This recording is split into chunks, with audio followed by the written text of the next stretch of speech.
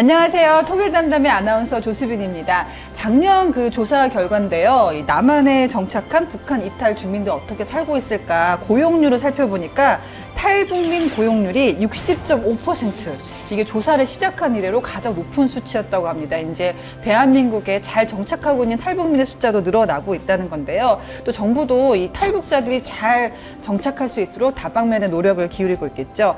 하지만 그럼에도 불구하고 아직도 40%에 가까운 분들이 고용이 안 되고 있다는 얘기니까 여전히 일자리를 찾아서 또 자리를 잡기 위해서 고생하는 분들도 많다라고 볼 수가 있는데요. 오늘은요, 회장님입니다.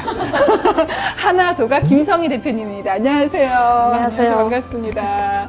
아, 제가 오늘 너무너무 기분이 좋은 게, 뭐, 창업이라는 게 종류가 참 많잖아요. 특히 제가 좋아하는 업종이시더라고요. 하나도가가 뭐를 만드는 곳인가요? 작은 술병에 하나된 대한민국을 담아가자라는 취지로 술! 예. 좋습니다. 제가 술을 참 좋아하는데 우리 제작진께서 한 잔도 가져다 주지 않으셨습니다. 또 오늘의 이야기 손님으로는 같이 이렇게 술을 기울이면서 얘기하면 참 정다울 것 같은 분, 통일운동가 박아람 씨 함께합니다. 안녕하세요. 안녕하세요. 네.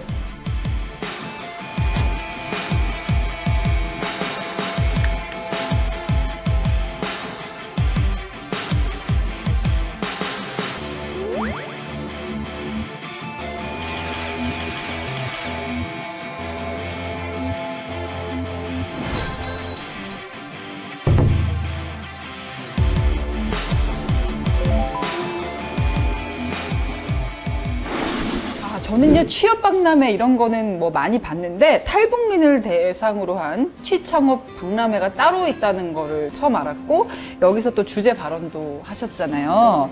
자, 일단은 하나도가 뭐 술을 만드는 곳이다 얘기하셨는데 종류가 많습니다. 술도. 어떤 술을 만드시는 건가요? 함경도에 계시는 저희 외갓집 경주 최씨 가문의 사실은 제사술이었어요. 저희는 쌀이 없잖아요. 힘든 상황인데. 예, 그런 속에서도 외할머니가 이삭을 주어서라도 벼로 그 제사술만은 한 병을 빚어서라도 올려놓으시더라고요. 근데 그게 여기 와서 제가 창업을 하는 과정에 알아보니까 그게 전통주였고 과하주였습니다. 북한의 전통 가양주. 그게 구체적으로 어떤 술인가요? 저희 전통주라고 할 때는 조상대대로 전해져 내려오는 술을 보고 전통주라고 하는데요. 근데 그 술들은 집집마다 엄마들이 손맛이 틀리기 때문에 술맛들이 다 틀리고요. 그 술맛으로 인해서 아빠들이 자존심이 탁 서는 어깨가 쭉 펴지는 김장김치랑 비슷한 거죠. 네. 맞아요. 네. 근데 또 북쪽은 음주 문화가 그 반주 문화여서 일하면서도 실참에 술을 드실 수 있거든요. 그래요? 네, 점심 회사 출근했어도 점심 도시락과 함께 술 한 병씩 챙겨가는데 너무 좋다 그거. 거기서 이제 아빠들의 그 우리 와이프가 이렇게 술을 잘 빚어. 그래서 다 한 잔씩 먹어보다가 야 이건 빼고 이것만 먹자 할 때는 그날은 아빠가 기 사는 날이죠. 그러니까 저희 집 술이 우리 동네에서 나름 그래서 아버지가 그것 때문에 어깨 뽕 좀 살리고 다니셨어요. 아버지의 어깨 뽕을 살렸던 그 술이 딸이 남한에서 어깨 뽕을 살리게 맞습니다. 하는 아주 중요한 역할을 했습니다. 야, 그 남한에서도 과연 그 맛이 통할까요? 처음 맛보신 분이 제 앞에서 술을 확 뱉으셨어요. 아니 이런 걸 어떻게 먹어? 이것도 먹으라고 줘? 이렇게. 문제는 뭐였냐면요. 북한의 술은 좀 독하고 첫째. 그럴 것 같아요. 러시아 보드카 같을 것 같아요. 입안에서 추우니까. 확 이렇게 쫙 퍼지는 그런 느낌이 있어요. 그런 술 좋아해. 근데 이분은 제가 보니까 이쪽에 남쪽은 다 순하잖아요. 기온이 따스하고 술도 도수 다 낮은 맞아요. 걸로. 북쪽에서 막걸리를 술이라고 안 하잖아요. 25도 이상부터 술인데 여기는 알코올 도수 1도 이상부터는 술로 치더라고요. 그쵸. 처음엔 되게 속상했지만은 또 반대로 이렇게 생각했어요. 저렇게 화닥딱 놀랄 정도면 이 술이 살아나지 않을까. 왜냐면 강렬하니까. 예, 이걸 먹고 다시 찾아올 수 있는 사람이 있겠다. 맞아. 사실 뭐 탈북하신 분들 가운데서 사연이 없는 분들이 없잖아요. 아람 씨도 정말 가슴 아픈 사람들 많이 보셨을 텐데 우리 대표님은 어떤 사연 때문에 이런 사업을 하게 됐을까 궁금합니다. 일단 제가 대한민국으로 오게 된 이유는 애기 아빠가 거기서 정말 생각지 않은 사고로 돌아가셨어요. 근데 사고로 돌아가실 수 있는 타당성 있는 이유가 아니라 앰뷸런스가 없다 보니까 한 15km를 경미한 사고였지만 한 한 15km 되는 거리를 산골로 달구지를 타고 병원으로 가다 보니까 그러니까 대한민국에서는 충분히 고칠 수 있는 그건 부상인데. 병도 아니라고 볼 수 있죠. 그냥 부상이겠죠. 네. 여기서 볼 때는. 예. 근데 거기서는 그냥 돌아가실 수 있는 상황이었고 거기 자체는 또 병원이라고 하면 주사약도 내가 사들고 가야 되고 입원하자면 내가 먹을 밥도 내가 가서 챙겨야 되고 이불도 내가 다 싸들고 가야 되고 하는 상황에서 제가 제 딸을 거기서 키우느라면 얘를 지켜낼 수도 없겠다 해서 일단 무작정 왔는데 대한민국에 딱 떨어졌을 때 딸 하나 데리고 좀 막막했을 것 같아요. 엄청 막막했어요. 어떻게 하셨어요, 그러면은? 딸이 지금 이제 2살짜리를 제가 업고 왔거든요. 2살 한국에서 키우는 것도 힘들거든요. 네, 근데 저처럼 뭐 중국을 겪어보지도 않고 저는 그냥 이렇게 자본주의 문화에 물들새 없이 그냥 여기에 왔거든요. 예. 그러다 보니까 막 처음에는 내가 이거 어떻게 해야 될지를 갈피도 못 잡겠고 나 이런 건 처음 봐. 지금. 예. 그 딸은 지금 안고 있는데 이거 어떻게 하지? 그러니까 여기서 이제 주변에 손길이 많이 중요하더라고요. 통장도 어떻게 사용하는지 그때 처음 알았고 마트를 가니까 막 이런 걸 구매할 때도 그러니까 적응한다는 게 참 어려웠었거든요. 근데 딸은 나만 보고 있잖아요. 그럼 뭐 일자를 어떻게 구해요? 그래서 이제 그 적십자 도우미 분이 또 혹은 담당 경찰관 분들이 그래도 제가 애를 데리고 왔다고 여성분들이 다 도와주셨어요. 그러면서 근데 일자리가 그때 당시는 저희는 기술적인 없죠. 어떤 뭐가 없으니까 예. 식당 설거지로 지금 갔는데 문제는 일이 어렵고 모르는 건 배우면 돼요. 근데 문제는 시간이었어요. 아침 10시부터 밤 10시까지인데 애는 낮에는 어린이집 간데도 3시에는 찾아와야 되잖아요. 그럼 어떻게 해요?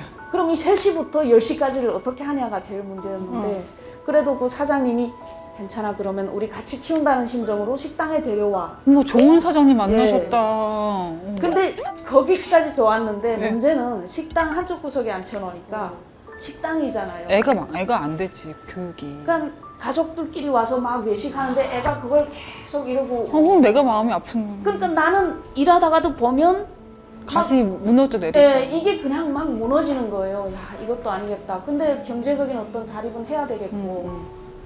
그래서 다시 또 친구들한테 저거 해가지고 애를 제대로 키울 수 있는 방법을 찾아서 나선 거죠.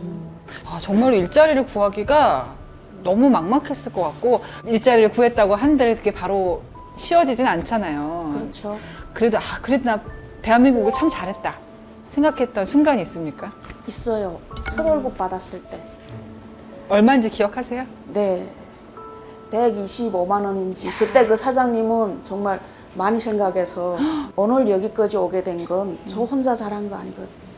알게 모르게 그래도 야, 너 대견하다. 그래도 자식 키우겠다고 이렇게 하는구나 하면서 담은 10,000원이라도 더 챙겨주고 담은 한 번이라도 더 생각해 주는 지금도 사람들이 식당 있기 하시나요? 때문에. 네, 하시죠. 가고 그래서 싶다. 제가 그쪽에는 갈 때면 살며시 그냥 들어가면 또 막 저거 하시잖아요. 그래서 한 번씩은 가만 문 밖에서 들여다보다 와요. 그래서 저희 딸이 이제 대학교 붙으면 데리고 한번 가고. 옆에서 보니까 탈북자들이 일자리 구하는 거 어때요? 그러니까 저는 사실 처음에 활동할 때 초기에는 그 보통 이제 본인의 경험을 바탕으로 한 그런 그 통일 교육 강사 분들이나 아니면은 대학교에 다니는 탈북 청년들을 많이 봐가지고 네. 아니야 우리랑 비슷하게 그냥 그런 취업 걱정을 하나 보다라고 생각을 했는데 지역에서 탈북민 지원하는 센터에서 일하시는 분들이 하시는 말씀들이 일용직 노동자라든지 아니면 단순한 그런 제조업에 종사를 하면서 일자리로 되게 고생하시는 분들이 많다라고 하시더라고요. 네. 어려움을 뚫고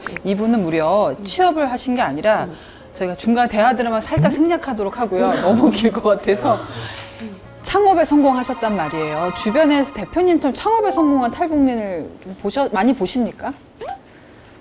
있죠, 그래도. 예. 네, 근데 그렇게 다른 지역민들의 창업에 성공하는 수보다는 훨씬 적고 취업도 저희는 힘든데 창업을 나도 못해. 창업을 하자면 막 창업 교육을 받으러 가면 그냥 눈앞이 깜깜해요. 그러니까 일단 내가 가진 걸 보고 뭔가를 시작해야 되는데 가진 게 건 있어야지. 나만 있거든요, 그쵸, 나만. 그쵸. 근데 누구도 나를 안 믿어줘요. 은행에 가든 또 어디 가서 건물을 임대하자고 하든. 왜냐면 인적인 네트워크도 없잖아요. 그렇죠. 얘는 어느 날 갑자기 원했는데 내가 인적인 네트워크를 마련해야 되고 자금력이 있어야 되고 그다음에 뭐 어떤 아이템에 대한 성공 가능성도 있어야 되겠죠. 근데 왜 술이에요? 술 말고 다른 뭐 보통 많이들 하시는 게 북한 음식점 차리시고 이런 거 많이 하거든요. 제사술을 빚을 때 어릴 때부터 봤구나. 계속 할머니가 아무 이유 없이 그 뭐 가마뚜껑에 지금 물이 더워지면 갈아야 되는 그거라도 시키는 거예요. 예, 손대보고 더워지면 알려라 뭐 이런 거. 생각 없이 그렇게 한 게 어찌 보면 저한테는 지금 어떤 기회를 만들어준 얘기. 나 무슨 드라마 보는 것 같아요. 그 제빵한 김탁구의 술 버전이에요, 이거는. 이제 우리 투자할까요? 왜냐면 할머니께서 그렇게 어렵게 얻어오신 곡식을 가지고 만든 술이었기 때문에 또 얼마나 깐깐하게 가르치셨겠어요, 어린 손녀한테. 내가 가장 잘하는 것은 멀리 있는 게 아니라 어떻게 내 안에 답이 있다는 생각도 듭니다. 자, 이분이 이렇게 수많은 어려움을 딛고 마침내 창업을 합니다. 과연 수월하게 성공을 했을까요? 궁금하시죠? 궁금하면 구독, 좋아요, 알람 설정 눌러주세요. 저희 다음 시간에 뵙겠습니다. 통일, 상담.